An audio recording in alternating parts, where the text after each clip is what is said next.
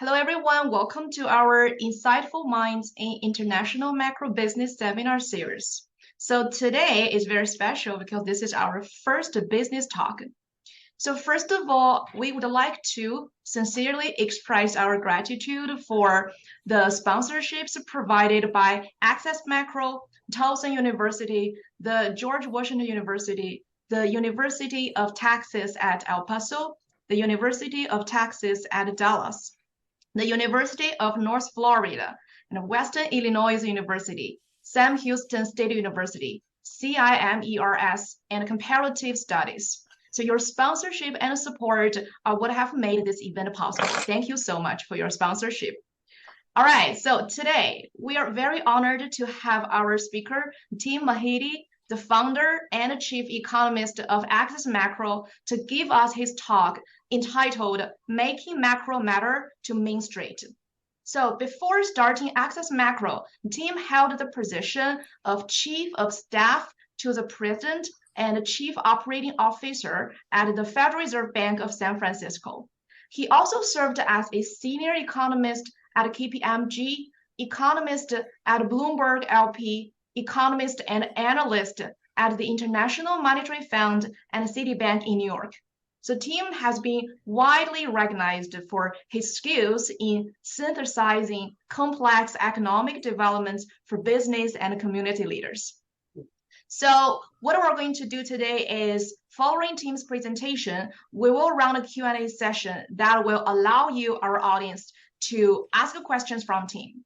So we can request you to ask questions using Zoom raise hand feature. So that is along the bottom of your screen.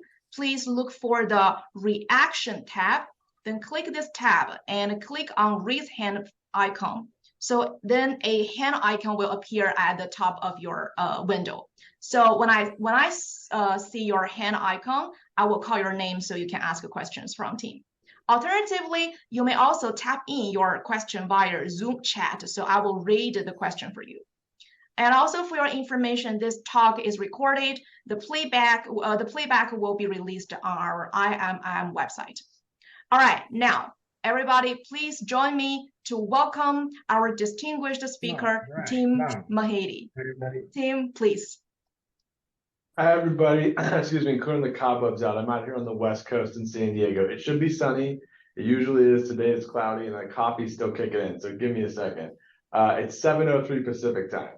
So first, Shui, Rong, Ren, thank you so much for having me. This is a really fantastic opportunity to talk about something that's very near and dear to my heart. As Shui laid out, I've been doing this for about 15 years in different places. And one of the reasons I started Access Macro, I'll talk about that, is because I really feel that as a profession, while we have a lot that we can offer, we are not adding as much value as we should. We're just leaving so much on the table. I'm going to talk about, why I think this is the moment to change that, and some things we can start to do to move ourselves closer to providing that maximum value add. So let me just share my screen real quick. Tell me how this. Here we go, presentation mode, and then boom, there we go. All right, can everybody see that? Fantastic. So I'm Tim Mahidi, founder and chief economist of Access Macro. We're about 5 months into this experiment of me running my own company, and let me tell you, it is, everybody should try it one time. It is brutal and exciting and terrifying, and you learn so much about how the economy actually works and some of the things you have to face as a small business owner. I've learned more about the economy in the last 5 months than the last 5 years. And that's saying something because we're in the middle of the pandemic. Okay, but let's dig in. I got a lot of slides. Let me see if I can get this clicker to work. There we go. So what are we going to talk about today? There's going to be really big two big sections. So the first is kind of like, why are we here? Why is this the time, right? And we'll, intersperse throughout this conversation, I will give a little bit about what I think the economy is going to do. It's why I started this business. But really, the word I'm going to latch onto, what I talk to clients a lot about, is volatility.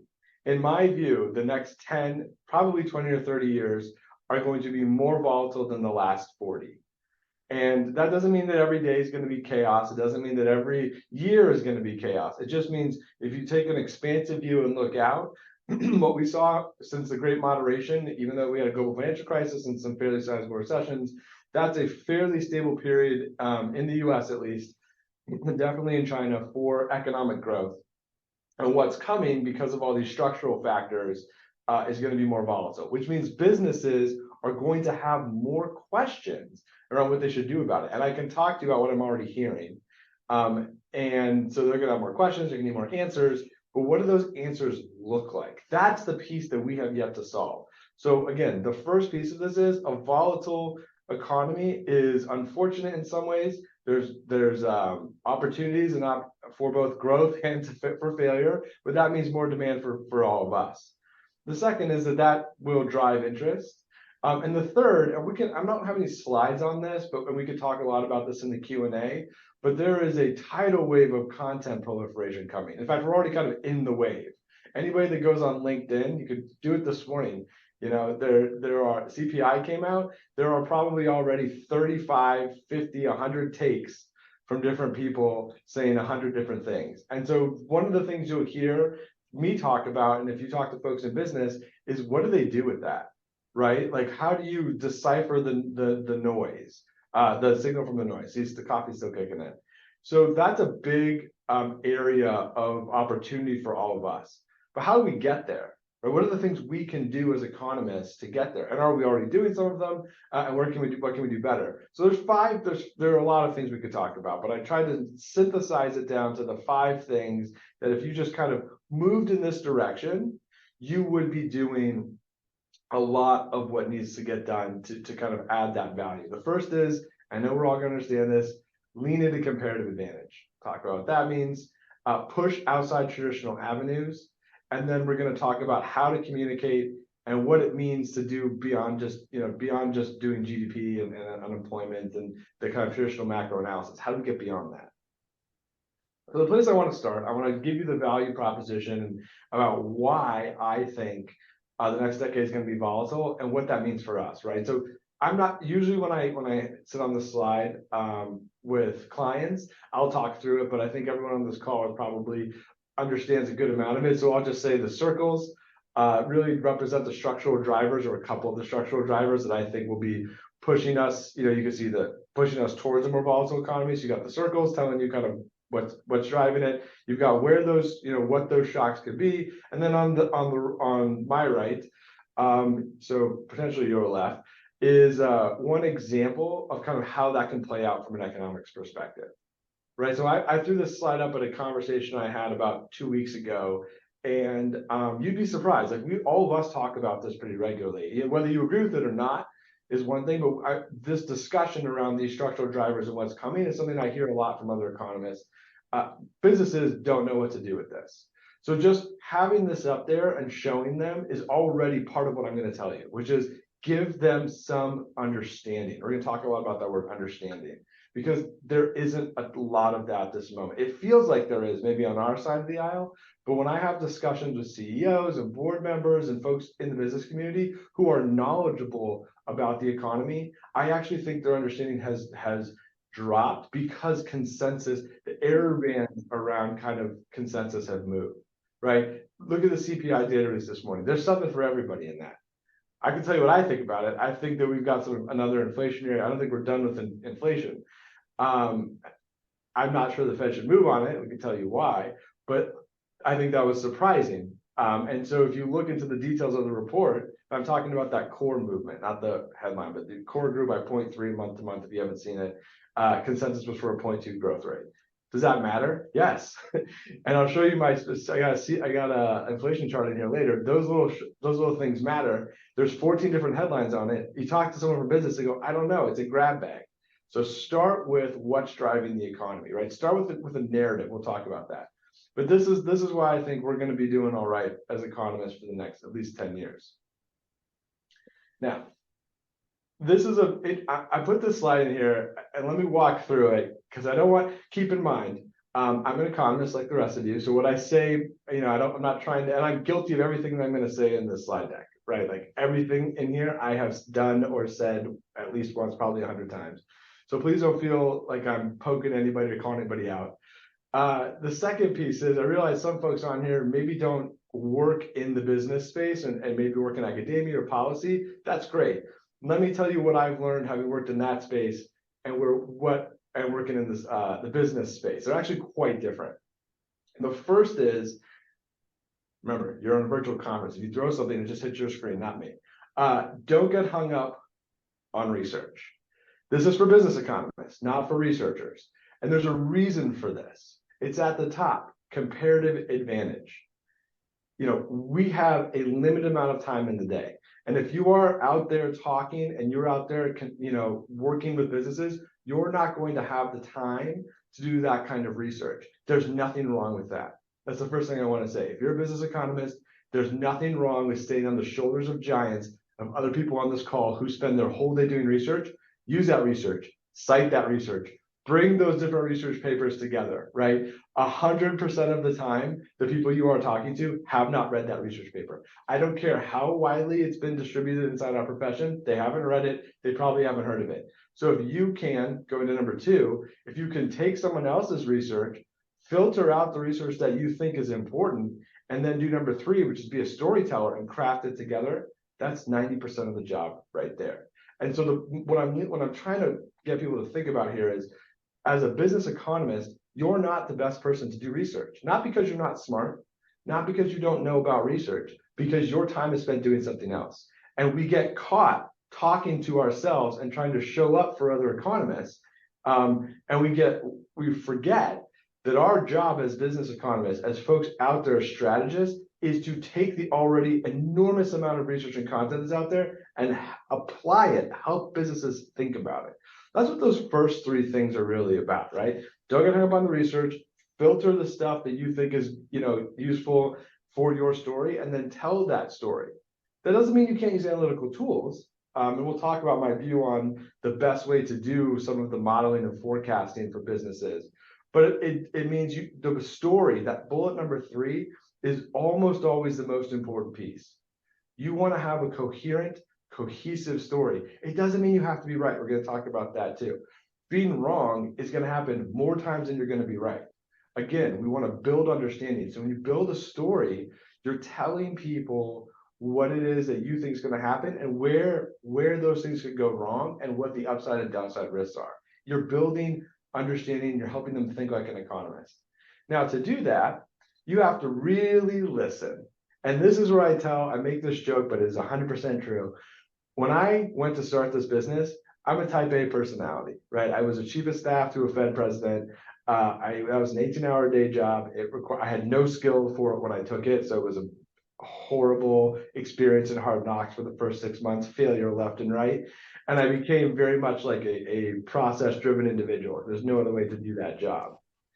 And so when I started this business, that's the approach I took. I sat down, I wrote a 30-page business plan, boom, boom, boom, boom. And on day 4, I tossed it in the trash. It was completely worthless because I didn't listen to anybody. Despite one of the tenets of my business, the founding principle of my business is listen. And I didn't even, you know, as an economist, I stopped doing that. I was like, I'm going to tell people what my research is. I'm going to write all this stuff out there. I'm going to push out content. And I'm going to charge people for it. Guess what? That's not at this moment, that's not a great business model to actually, you know, get business and remain viable. And it sure isn't a good business model if you're trying to add value. There is already enough content. Doesn't mean you can't have a view. You absolutely should have a view. And we'll talk about that. But there's enough content out there. So what did I do? I stopped and I started having conversations. I literally spent a month. It was a painful month, calling people, hitting people up on LinkedIn, saying, hey, here's what I'm doing. Here's my skill set. Here's my background. What do you need? And I cannot tell you how many times they looked at me in the eye and said, what would I do with that? But I have to say, okay, cool. Let's talk a little bit more about your business. And I'd say 80% of the time you're sitting there talking to somebody, you start to hear, oh, they're worried over here. They're concerned over here. Oh, there's an economic research paper or a couple, or maybe even a whole field of economics that can deal with that.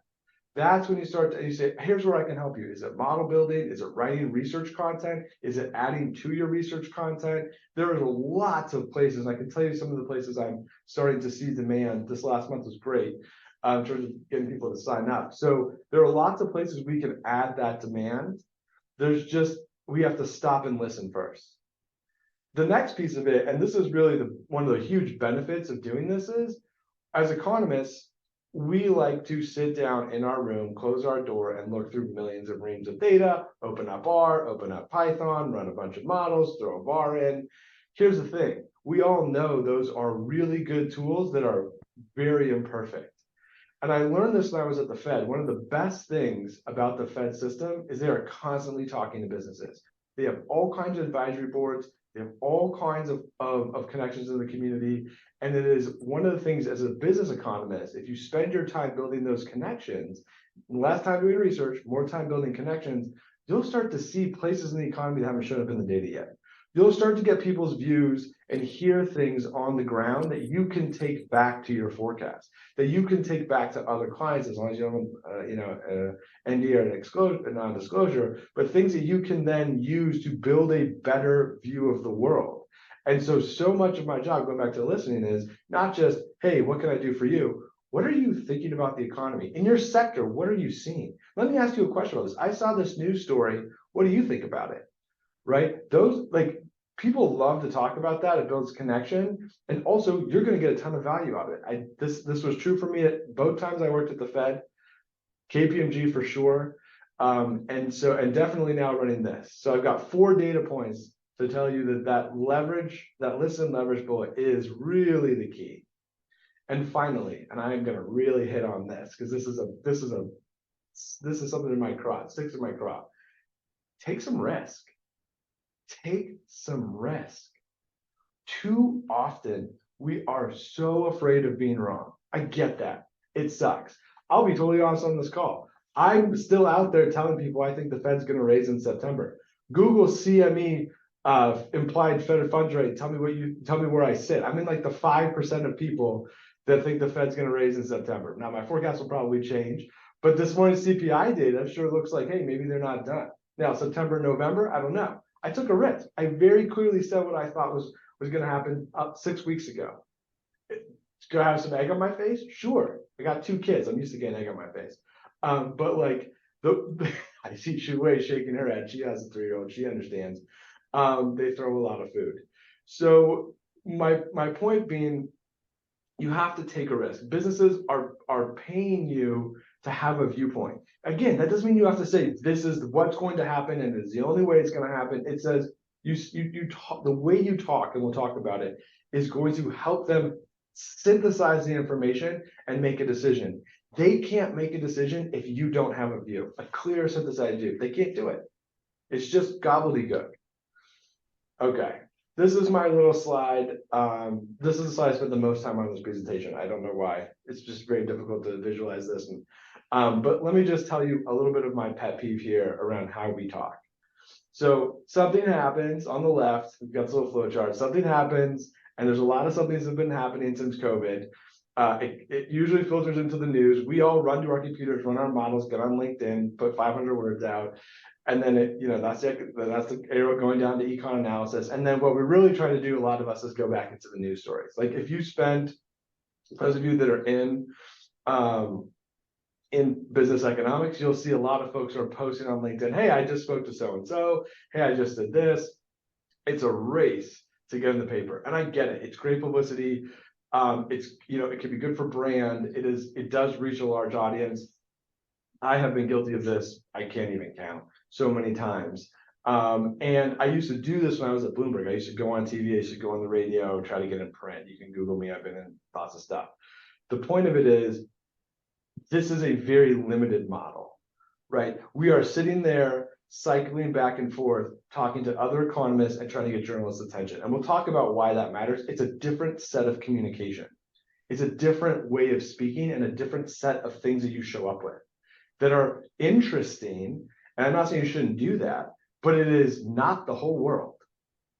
And so I'm not saying you shouldn't do that, but it is. Oh, sorry, I got a little feedback on there. We want to get to this other spot. And it's a little bit tongue-in-cheek. People are not always lost and starting perplexed. News stories are helpful. But when you talk to folks, they oftentimes will tell you, oh, that was interesting. Oh, I read the Wall Street Journal, I read the New York Times. Like, those are all really interesting things. I don't know what to do with that. I'm not selling GDP, right? And that's an important thing to think about. So as we're getting to the why, let me just check my time here. As we're getting to the why and how, let's talk about, so stop back. Here, I'm telling you, we're not talking to enough people, right? That's what I'm saying. Okay, so how do we get to the blue, right? And actually more importantly, how do we talk to all these different groups? So this is really kind of just my viewpoint on having done this for a while.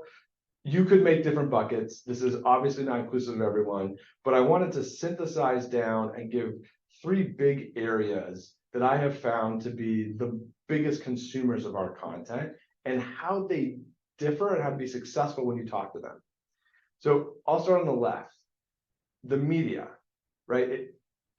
If you talk to journalists, there's different ways these conversations go. Sometimes it's a data release that comes out, you get on the phone. For me, it's usually like 5:30 or 6, you're pounding coffee, your kid's screaming in the back, and you're like, hey, all right, CPI's out. I just read through the release real quickly. Let me give you something that you can put in the paper, right? Other times it's background conversations. You get on, you have a 45-minute conversation, you're helping them think about something beforehand, they go out and write a long-term piece. Those are kind of the 2 big areas. Go on TV is a whole different world. But the most important thing when you talk to a journalist is do it right, do it tight. What do I mean by that? Do not have errors. So don't show up with facts and statistics you can't back up or are hard to explain. It doesn't sit well on print. It certainly doesn't go well on TV. And do it tight. This is an area I struggle in. I talk all the time. I talk all day. And so do it tight means really get a soundbite. My former boss, I've had a couple bosses really good at this. Carl Riccadonna, Diane Swank is very good at this. Constance Hunter. These are folks that are really good at getting like a quick soundbite. Greg Dacco, EY is great at this. Getting a quick soundbite. And then taking it and turning it into something the media can put in 1 sentence, right? That's a part of that.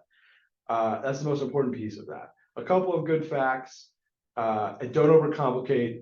And then the point of the media is because they're on a time schedule, you want to get out early and often. Right, so you got to build relationships with the media. So they come to you. You've got to be up early in the morning. Well, for me, up early in the morning. You've got to have a viewpoint. You got to go fast, and you got to send that stuff out quickly to get on TV. It's a race. It is 100% a race, and I'm making up numbers here. 70% of the economists in the world are running in that race. So when you think about comparative advantage, you're running. You're sweating. You're pushing stuff out. You're trying to be pithy. You're trying to be fun. And you're rushing again. There's literally like 100 people running with you. So that's one place. And that doesn't pay, by the way. Most of the time, that's just you're sitting there and when you're trying to justify your value to an organization, you're sitting there calculating like, oh, I did this much media, which means this much marketing value, blah, blah, blah. I have a whole different view, a different conversation on if that's valuable or not and where it's valuable, but that's really what you're doing. The second bucket, financial services. So this has traditionally been, for macro, the biggest paying pond of individuals, right? These are banks, these are financial institutions, these are hedge funds. These are folks that play in markets every single day, oftentimes many times a day, and they're looking for lots of insight and fresh takes and things they can use to kind of get a leg up on the competition. So here, you're talking about high frequency of touch points, lots of volume. Every data release, new insight, you have to usually have a bigger team. You're trying to slice and dice the data a different way so that you can have something specific to say. You really want to lean into the analytics. These are folks that play with numbers all day long and understand it. And you want to be novel, help you stand out. But these people pay. So when you're talking about, when you're talking about like how to like calibrate value, if someone's willing to like give you $1 for your research, that's saying, well, okay, we're free market economists. I see value in that. I'm willing to pay for it. So these folks are traditionally ponying up money for it, and this is how you talk to them, right? Quick, out the door, fast analytics, kind of like on the edge of stuff, really trying to dig into the data. Seasonal my favorite thing to talk about at the moment is seasonal adjustment in CPI in terms of like how to think about how far to go in the data, because at the start of the year that was a big discussion, right? The seasonal adjustments in the data were going to push inflation up, and so should we believe it or should we not believe it? Financial services people love that. The media love that. The third column of people, let me tell you what happened when I used the word seasonal adjustment. I saw people close their eyes and fall asleep. When you're a business and you're sitting there and you're making decisions about supply and demand, what is going on in a month or 2 or even 3 months of seasonal adjustment data and CPI doesn't matter. It doesn't. Unless your contracts are coming up and you're making real-time decisions, that's going to be at best a small fraction of your decision making. And so when we get to this last part, what's really important, and this is still an area of discovery. Like I'm not saying these are all done. Check back with me in a couple months, maybe I feel differently. But how I view talking to Main Street, and Main Street's a huge group of people. Some of them are in finance, some fintechs, things like that aren't necessarily financial services, all the way down to to folks selling wine and liquor and beer and all those things. Like you can pick Main Street's a wide group of people. But what I've found to be very important is focus on 3 things, right? Don't overcomplicate it. Have an executive summary and just say, these are the 3 things that I think are important for whatever it is you're writing about. Have a view. So like I said, you should have a very clear synthesized view, and it should be holistic for whatever it is that you're writing or talking about. So my, right or wrong, my call in August for a September rate increase, the title was Don't Sleep on a September Rate Hike. And then I lined up why I thought that was in 1 page.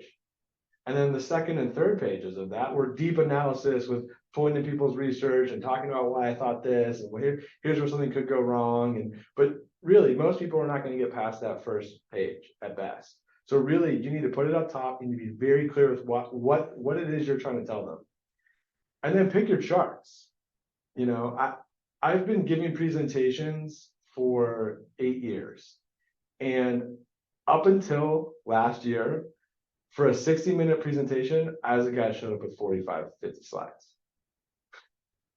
Let me tell you what that looks like. Click, click, click, click, click, click, click. Oh, here's, we've got unemployment going up, and, we're going to put that next to unemployment claims and blah, blah, blah. I mean, like people they're interested. I'm not saying they're not interested, they're not excited about it.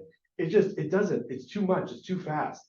It's too many things. And let's be honest, throwing a bunch of time series together in a chart, while interesting to us, isn't necessarily the best use of your limited real estate for showing people how data works and what you think. So pick your charts for presentations, for written content, for anything. Pick your charts. You'll see in this presentation, I've got, I think, about 8 or 9 slides. I'm doing a bunch of talks here in San Diego over the next couple months, a couple in New York, and I probably, for 60 minutes, I probably won't go over 15 to 18 slides. That's max. Because most of the time, with a good chart, you're on a slide for 5 minutes. Same thing in your written research. You're sitting there talking through it. Why does it matter? We're too quick to try to prove people that prove to people that what we're talking about is showing the work. Like lawyers, this is, I think this and this is why. Do some of that.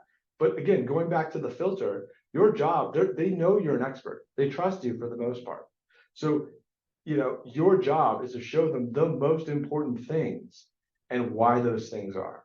And that gets to the last piece of what I'm saying here for Main Street. And it obviously it matters for all 3 of these categories, but really for Main Street and folks not in financial services or media, build understanding.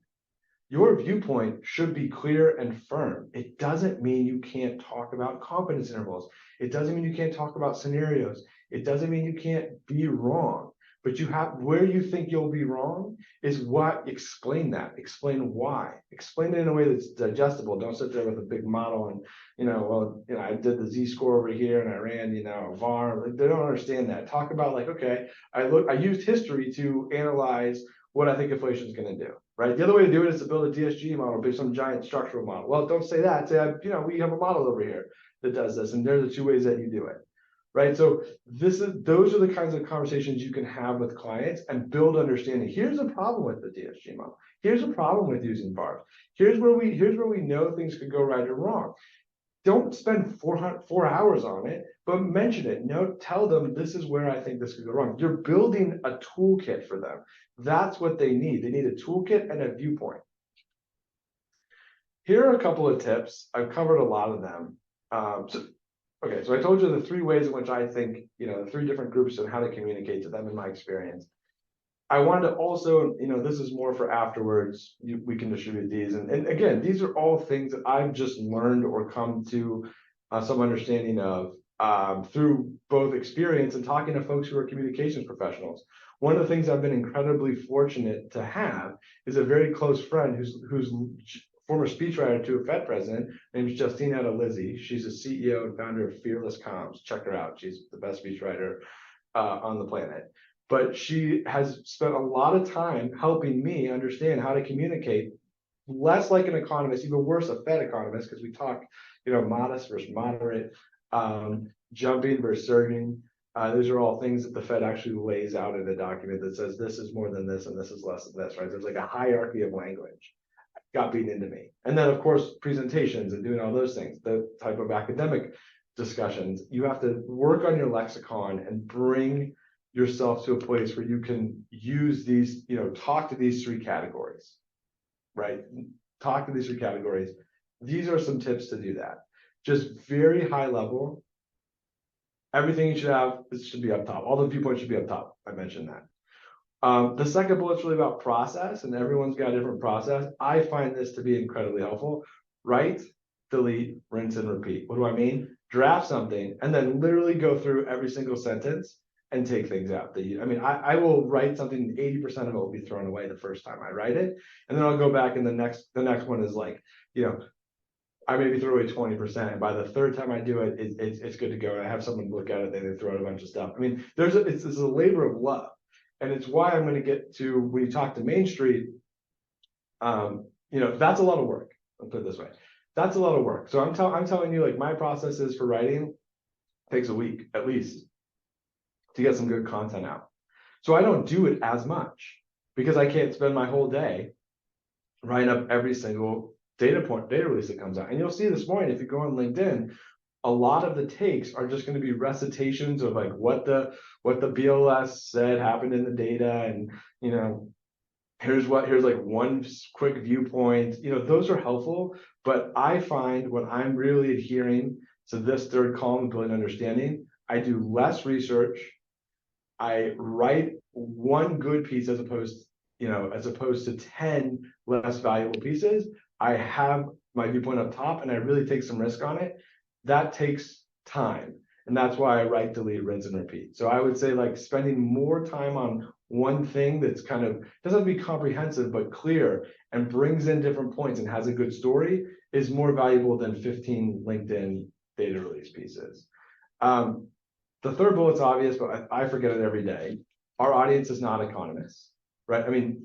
If I post something on LinkedIn, let's just say I post something and it gets decent traction. I get sometimes 40, 50 reactions to it. Most of those reactions are other economists, most of them I know, right? And so that's great. Everyone likes to go on social media and feel good, but you really want to make sure you're not just servicing those economists. You're not sitting there high-fiving each other on X or with the Twitter and and LinkedIn. We want to be reaching a larger audience. So just remember that, because when you start with my audience is not looking cool for other economists, it will change the way you write. It will change the way you think, and it will change what you want to say. That's a really important bullet. Remember your audience. And then the last bullet, we kind of covered this already. Your job is to tell them what they should know and why. So to go back to that second slide, our first slide, the filter piece. People undervalue the filter piece, especially today, especially with AI, especially with social media. Content is everywhere and people are overwhelmed. Literally, I get on the phone with an executive or board member at least once, sometimes 4 or 5 times a week, just to check in people that I know, get some of their views on my business, talk about how they're seeing things. And the thing that I hear all the time is I'm overwhelmed. There is a former KPMG partner who I used to work with. He's on a bunch of boards now. He's retired, but this guy is incredibly smart. He spends his whole day consuming economic content and political content, and he reads everything because he wants to be able to like show up at these board meetings and help these very large companies make good decisions. And I called him about 2 months ago and I said, hey, here's my business idea. Let me just ask you a question. Like, how are you consuming information? And he said, Tim, let me tell you something. 2 years ago, 3 years ago, I signed up for every single subscription list I could from everything, science journals, 15 different economists, all this stuff. And he goes, now I'm so overwhelmed. I've unsubscribed from half of them, and I don't want to hear from somebody unless it's important. I hear that all the time. There are so many signs that we have overdone it with content. And so to go back to the filter piece and what they should know and why, that should be the first level of analysis. After you've got your viewpoint, which I think everyone's calling a viewpoint, your next piece is, what do I need to filter out? Look at what the media is saying. Look at what the research is saying. Use those as tools, as a way to structure and frame what you're talking about. I saw a journal article that said CPI, the Fed's going to move on CPI, or CPI came out hotter than expected. Do you agree or disagree with that? Start with literally that sentence. I saw this article and I agree because, or I don't agree because. So chances are the folks you'll be talking to, and we'll get to the business piece of it, will have read that article and they will want to have a discussion about it. So start with that. Ground yourself in something they know. All right, I got 2 slides left. So you're getting to look at my inflation forecast, and so I'll just walk you through this quick, even faster than I have to for other folks. Black line is year-over-year core PCE, historical, and then you got 4 scenarios. The green one is my forecast. It was done early September. I don't want to focus on that. These things go up and down. What I talk to clients about is, hey, look, that dotted line is 2% inflation, and so it's going to take a long time for the Fed, for inflation to get back down. My do it right, do it tight spiel is, if you just go back and you look at core PCE month over month changes going back to the 60s, core PCE inflation contracts in less than 2% of them, just over 2% of them. I can't remember, just under or just over. But that's lower than the emissions rate for Harvard last year. So do it right, do it tight. Around 2% contraction core PCE, you have a better chance, your kid has a better chance of going to Harvard. Okay, right there, I've level set for them. We don't see PC contract very much on a month-to-month basis, core PC. So right there, you've already level set for them.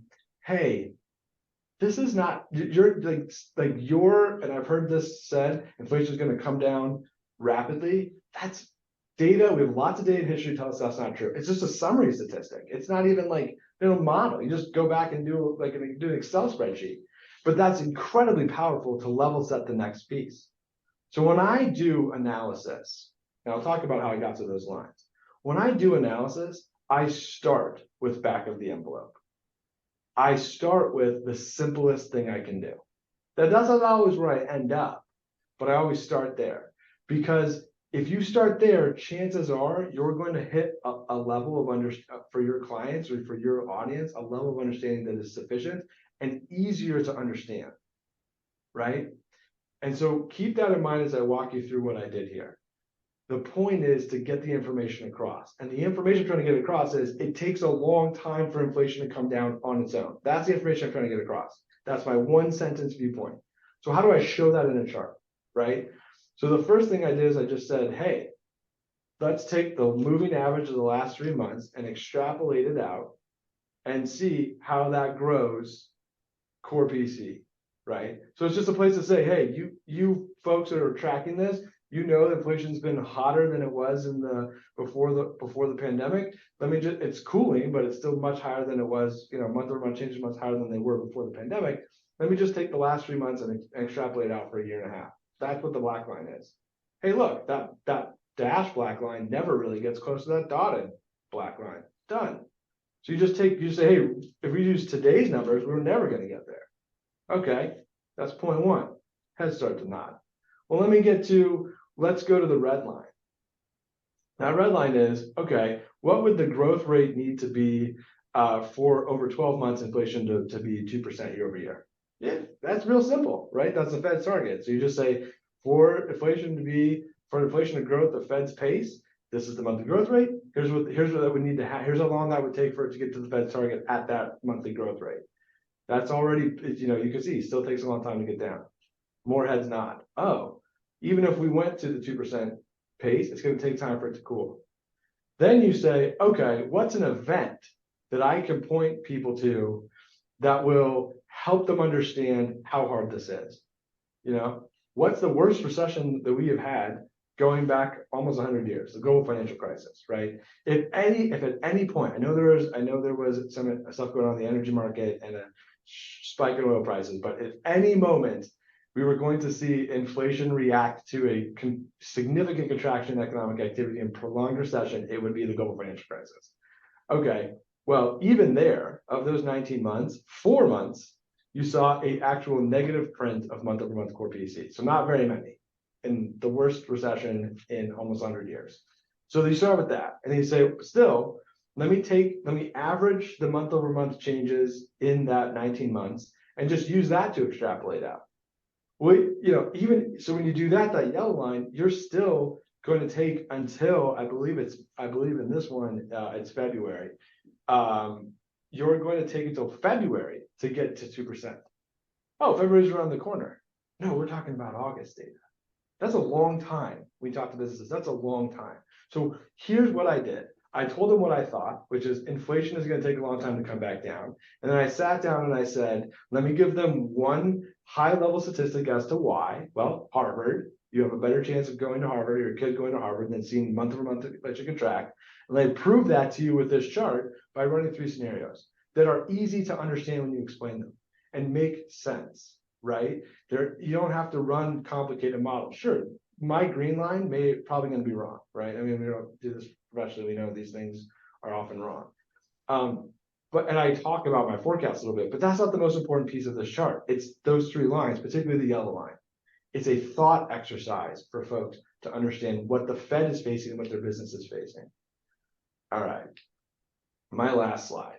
So one of the things, this is a conversation on an economic variable, right? This is something we can all talk through.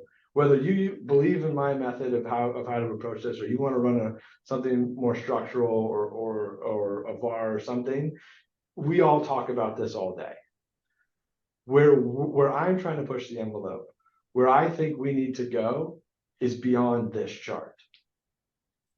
It's doing something closer to this. So I'm going to tell you what this is. And this is not complicated. I don't want to sit here and say you have to be an exceptional modeler or really have a novel, genius idea to add value. That is the wrong way to think about doing economics for businesses. It is absolutely wrong. You do not have to be the smartest person in the room. We all like to think we are. I am not. I can promise you I am not the smartest or best economist on this call. I promise you that.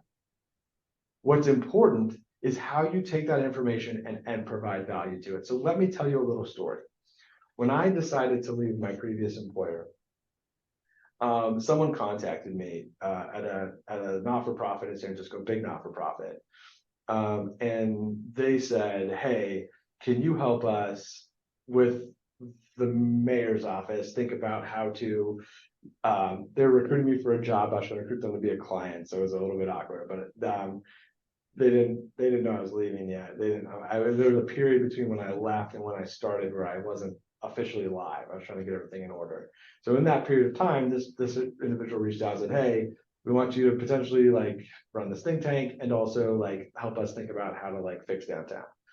And so I said, okay, let's have that discussion. And this call started with this person saying, I just got off the phone with the mayor and we're gonna have to bring the governor of California in and this is a mess. And we're all hoping the rubber band snaps back and commercial real estate pops back and San Francisco comes back and we're a city of innovators. I'm like, look, I love San Francisco. I lived for 7 years, in many parts of the city.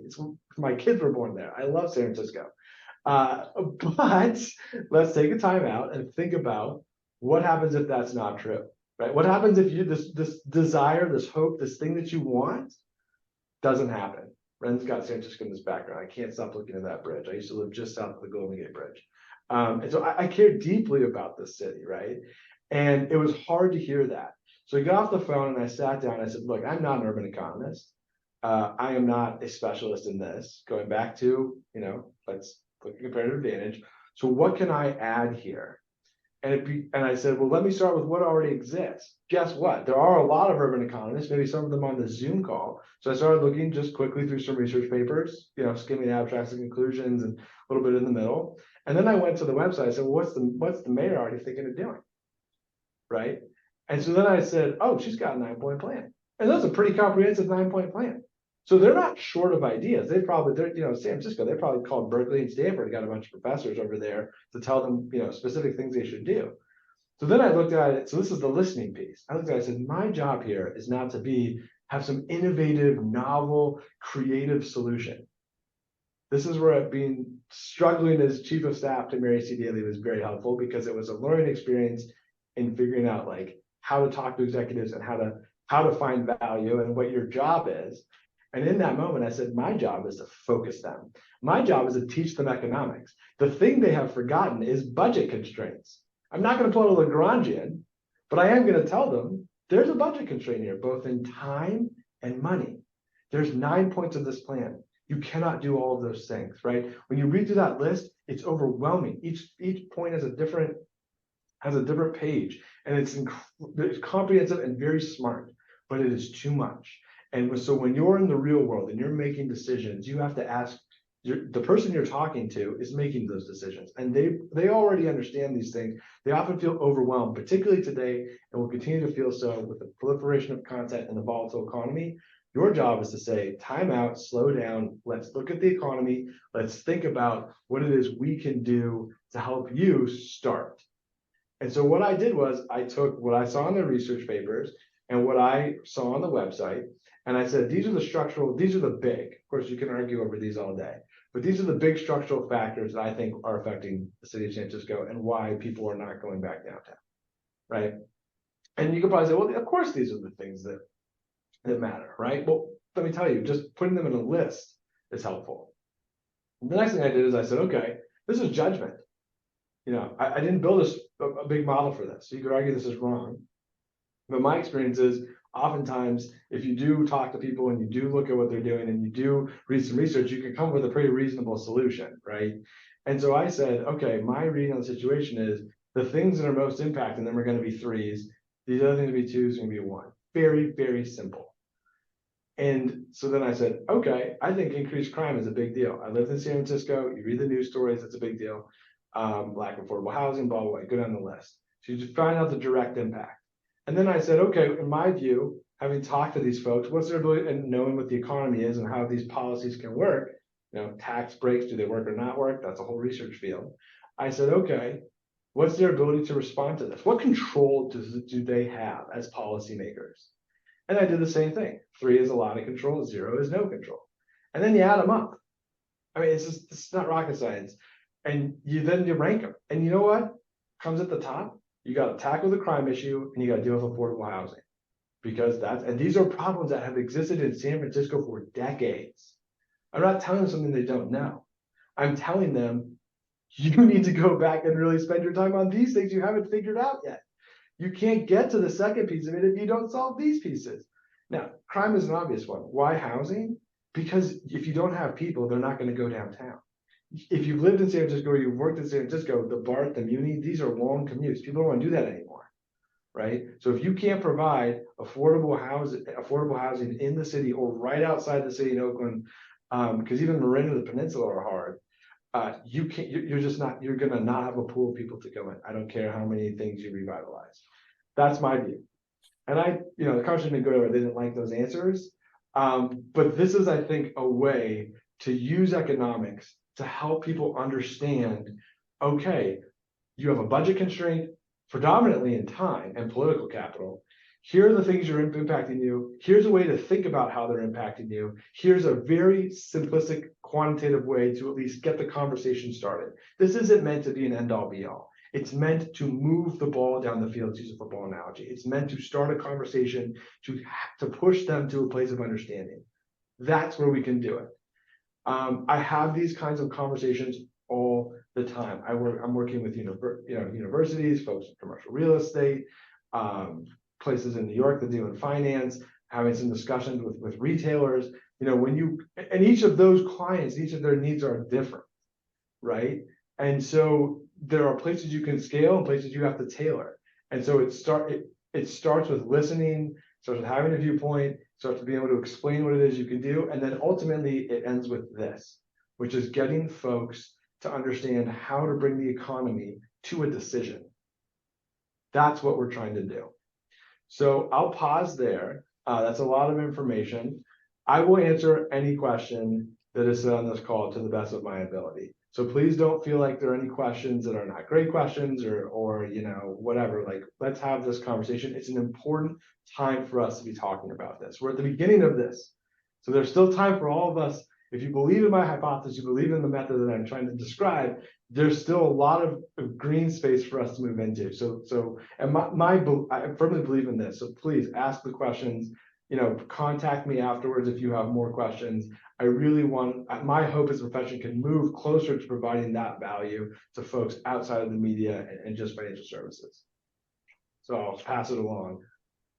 Thank you so much, team. I think this is like so cool and so inspiring, and we all really like hear a lot of amazing experience from you and a lot of like very good strategy tips from you. I think this makes macroeconomics sound so cool, and I feel so happy as a like economist who is doing the field of macroeconomics. I think your talk is also very inspiring to me as an educator, and how can I, teach my students, deliver information, like, communicate to my students more effectively and really make macroeconomics vivid and make them feel like, okay, this is like a great moment to study macroeconomics. So this is really, really cool. Thank you so much. And also in your talk, I believe you have already hit a lot of important and hot topics people are, discussing a lot these days. Like, we dislike inflation, but we talk about inflation a lot. We love talking about inflation. Also, you touched on the high borrow cost, labor shortage, and the forecast about the,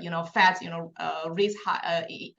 rate hike or etc. So I'm very sure our audience are, ready to ask you a lot of questions in terms of the current economic landscape. See, now we have folks are ready, so I will stop here and then let them to start doing our Q&A. All right, so let me see if I can see. Okay, so Maria, I think you can get started. Thank you. Yes, thank you. First, I was just gonna say thank you for the talk. It's really inspiring, also for young economists right now. And my question is more regarding the volatility. So currently, the market expects that the Federal Reserve is likely to pause its rates hikes and hold rates steady on the coming meeting. So if the Fed does announce its decision to keep rates steady in the next meeting, how do you interpret the average person will interpret this information? Also, given that we have a lot of contradictory data, for example, yield curve inversion, GDP's up, CPI was up today. So how do you think the average person will interpret? Thank you again. No, I feel like well, great question. And I feel like I'm talking to a client. I mean, that's exactly what they asked, right? God, you talk about, last year I heard from you yield curve conversion. Be very careful about doing repeat presentations because they will remember what you did last year. Last year you said yield curve inversion. Now we're 12 months ahead and you said there was gonna be a recession. Why is no recession, right? This is exactly what I'm talking about, Maria. There is an enormous amount of data and information out there, and it is showing all kinds of signals. So here, what I tell clients, here's my view. I think that the Fed, I'm less confident today. I'll probably end up having to change my forecast. I'm more confident today, but I was less confident yesterday. I still think they'll probably hold in September, given what some of the folks have been saying. But I do think that they're not done. I don't think inflation is out of place, given that chart that I showed you, because we're still at a 0.3% CPI growth rate. We'll probably get a similar print for core PCE. I don't think that's enough to bring things back to 2%. What I tell clients is, the Fed's not, their primary goal is actually, they want to get inflation under control, obviously, and make sure full employment is there, but they're really targeting inflation expectations. And so what they're doing is communicating, that communication device, Ben Bernanke said it, monetary policy is 98% communication, 2% policy. So what I'm really focusing clients on is what they're saying. You should take them at face value. The J-PAL Fed is not trying to deceive anybody or be, obfuscate in any way. So they are telling you, we don't know. We're going to some of them probably have to raise more. So whether you raise 25 basis points September or November doesn't really matter, right? Because we're already at, very high levels. What matters is two things. One, is that wrong? If it's wrong, it's probably wrong to the upside. That's my view, right? I don't think that we're going to be wrong on the downside for inflation. Now you can talk about, can you control inflation, demand versus supply shocks, but At this moment, we're probably more likely to be wrong on the downside. The second piece is forget that whole conversation of level, and this is what John Williams, my former boss John Williams and Jay Powell and basically all of them are saying at this moment, Mary Daly, look at how long we're going to do it, right? Whether we go to a 6 or not, like, yeah, that hurts the economy or slows things down potentially. But the real question is how long are we at 5.5, 6, whatever it is. And so that they've been trying to move that conversation. So when people ask that question, I would say my view is that inflation is probably not done. I'm worried about some supply shocks coming in the fall. I think there's probably going to be at least one more hike. And if you said which way you're going to be wrong, I'd say up. And I'd say in that world, that also means rates will stay high for a while. Because I showed you that chart. It takes a while for them to come down in the best cases. So that's how I think about monetary policy and inflation. And there are a lot of reasons to think that we may not be out of the woods on a recession yet. I've got a lot of support that's rolling off, at the latest by the end of the year. So we're at this really, really difficult point. What I tell clients is, as economists, we were worried about inflation, and then all of a sudden we weren't worried about, or a lot of us were clapping our hands. That's great. Maybe I'm wrong, but we also want to be careful that we're not waving the banner of victory before we're done. And the Fed's saying that. So listen to the Fed.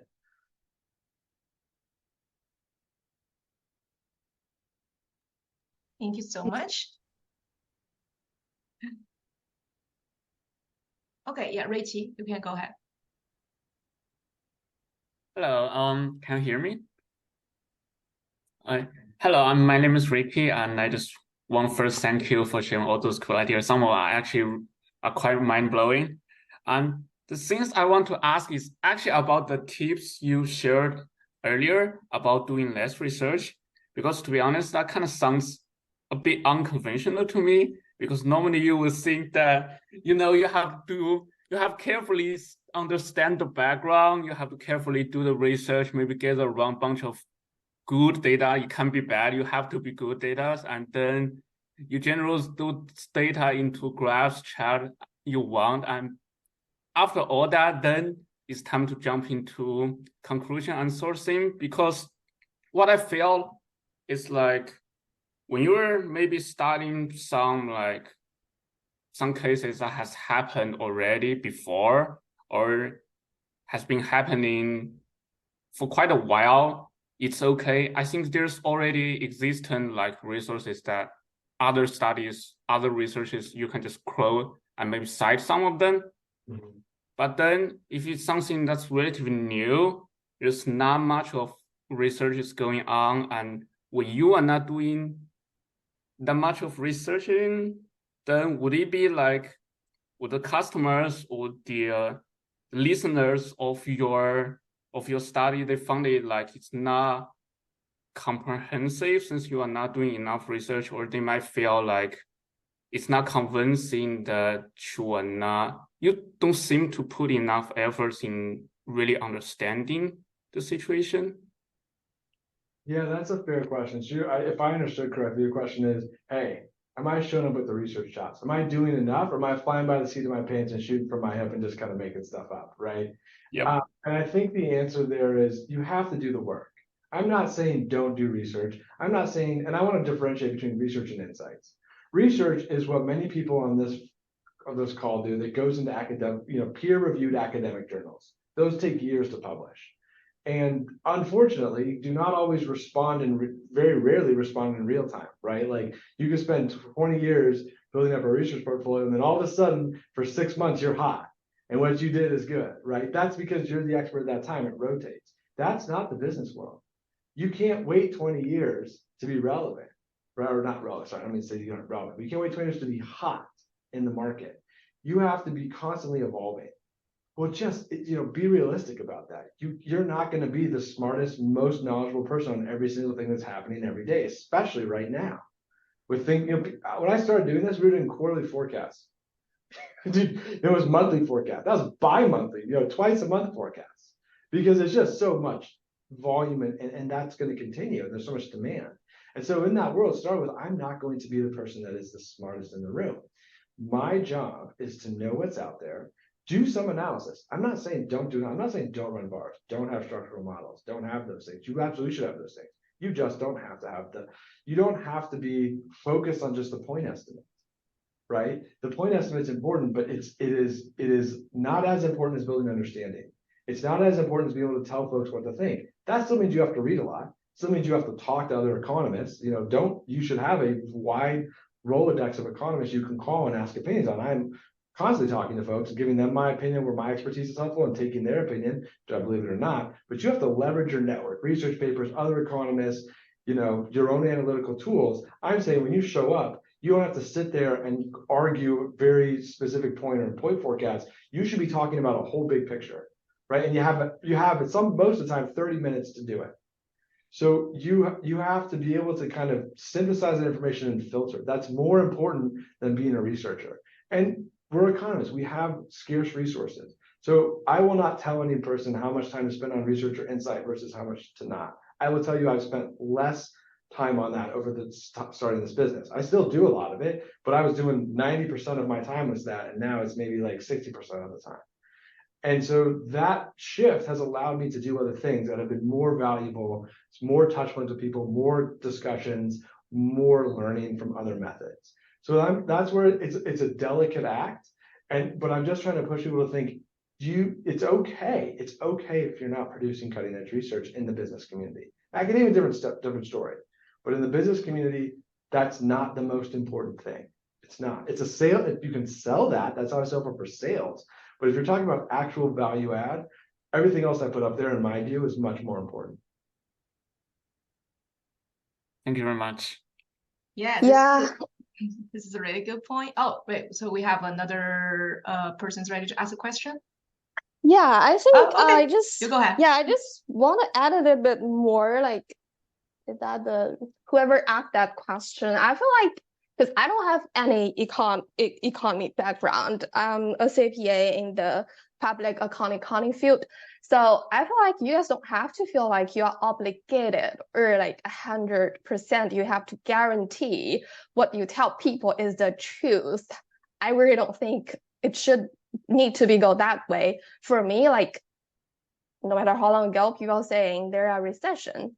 And now people are saying there are 40% recession. I mean, it's a good news, right?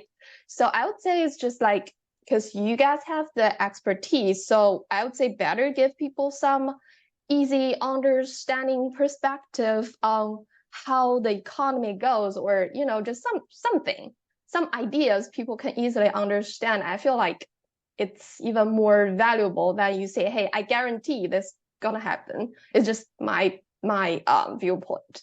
So I do have a question to you, Tim. So it's just curious.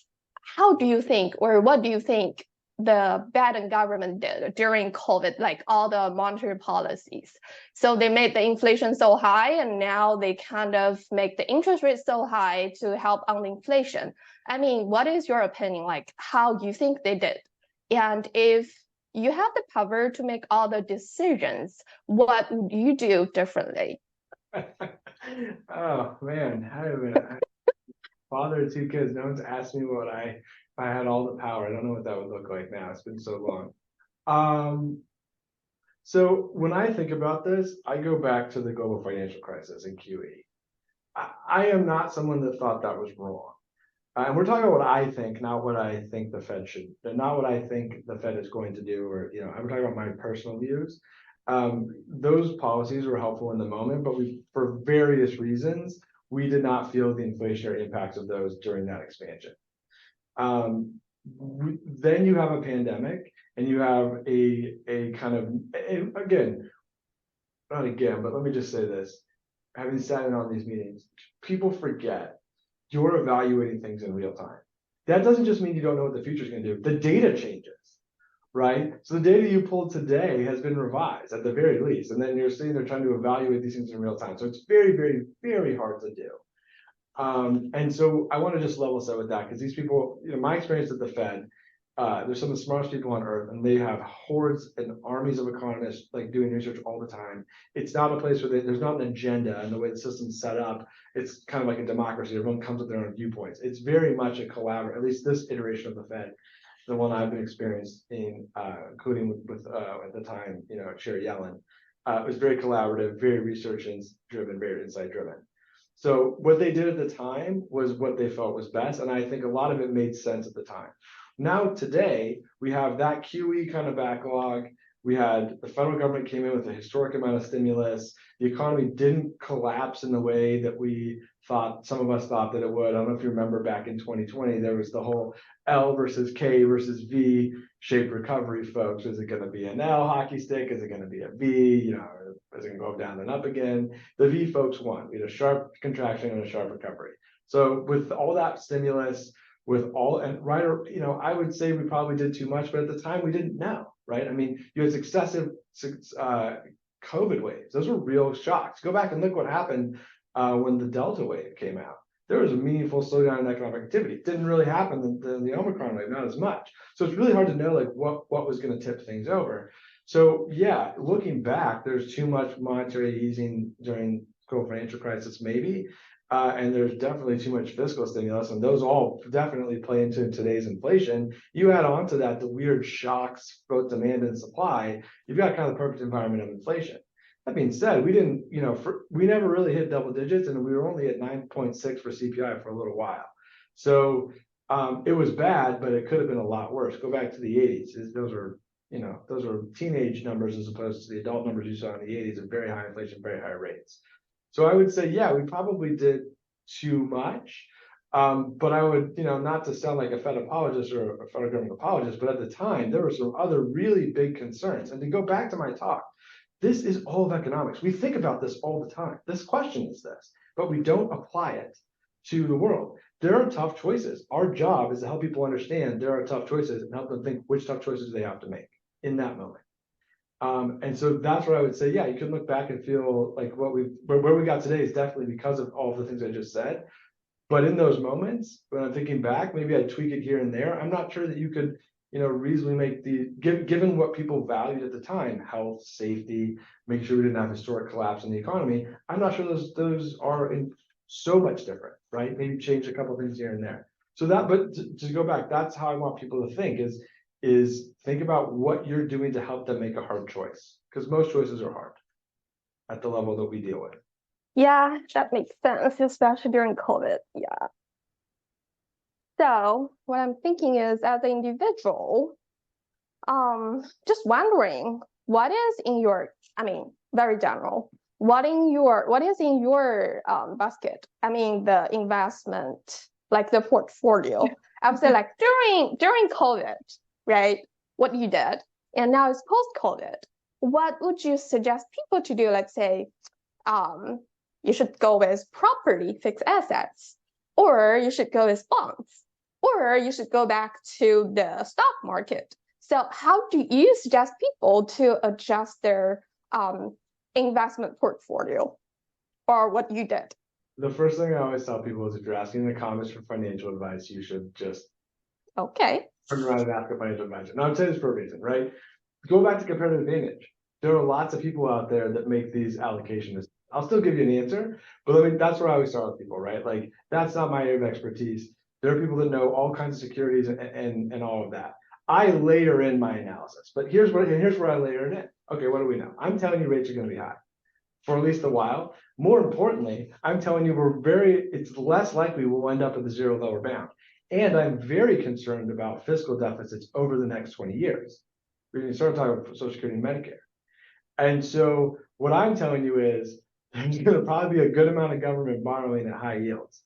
Well, what does that do to the stock market, right? Like that generally is not as good for the stock market because you've got all these bonds over there. I'm also concerned sometimes really late at night about the US's willingness to pay those bonds right now. We're entering another issue with this month. So that is a very long tail risk, but a significant tail risk should it ever appear. So that's where I would say, like, yeah, I think rates will be high. I think, you know, it's likely we'll see more fluctuation in those rates, and it's likely that the debt markets look better. You could also look this morning, there's an article about how corporates are starting to fail, some of them, high risk. So I think relative to a lot of other things, yeah, equities will probably look less good than they did in the last expansion because we're going to be in a higher rate environment, and that higher rate environment is probably not going to go away. anytime soon. So that's how I answer that question. Whether I'm picking mid cap or large cap or which country, that's a different conversation. I do that.